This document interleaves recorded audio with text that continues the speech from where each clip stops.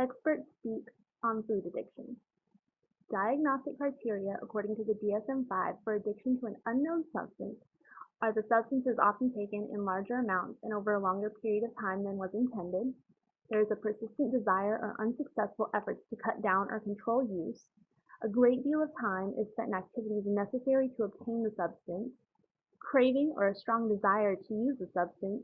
Recurrent use of the substance resulting in a failure to fulfill major role obligations at work, school, or home.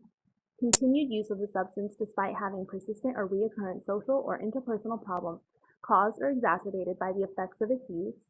Important social, occupational, or recreational activities are given up or reduced because of the substance.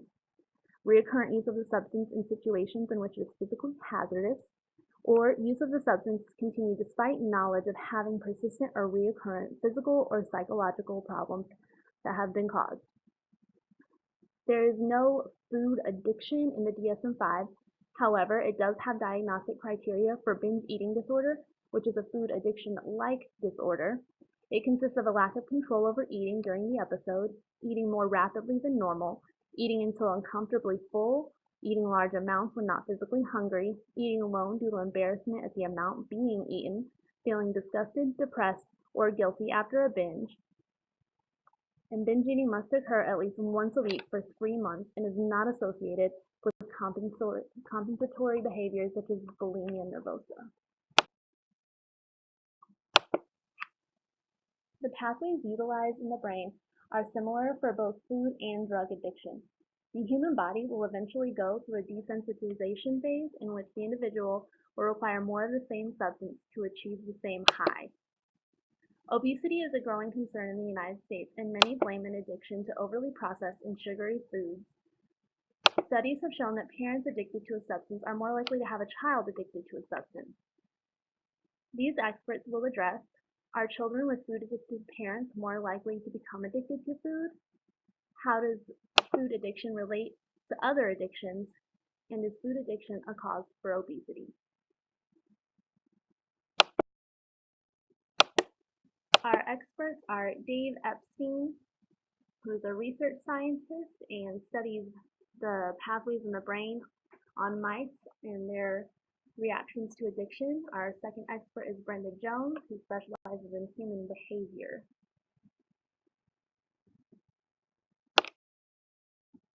The diagnostic criteria for food addiction were written consistently with the current diagnostic criteria for drug addiction, focusing on consumption and maladaptive behaviors. It could be argued that addiction is often separate from obesity. The DSM-5 includes criteria for a food addiction-like syndrome known as binge eating disorder, characterized by distress-inducing, subjectively hard-to-control episodes in which one eats an amount of food that is definitely larger than most people would eat in a similar period of time under similar circumstances. The total lifetime risk of binge eating disorder in the U.S. is only 3.9%. However, our current rate of adult obesity, classified as a body mass index of greater than 30, is 34%. Binge eating disorder is also distinct from obesity is that it is associated with a lower quality of life and a response to treatment with antidepressants.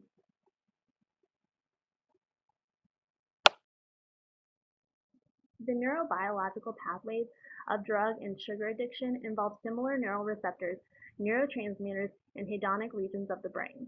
With both food and drug addiction, there's a desensitization process in which the individual needs more of the same substance to get the same high.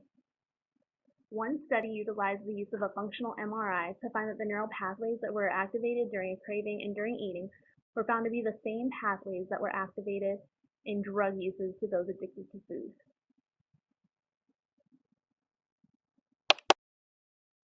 Dr. Epstein says that addictions are not always related because people don't always respond to the alternate rewards, so they'll crave the same substances that they are addicted to.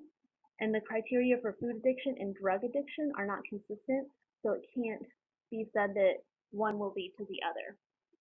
Both experts agree that palatable foods and drugs activate the reward and pleasure centers of the brain.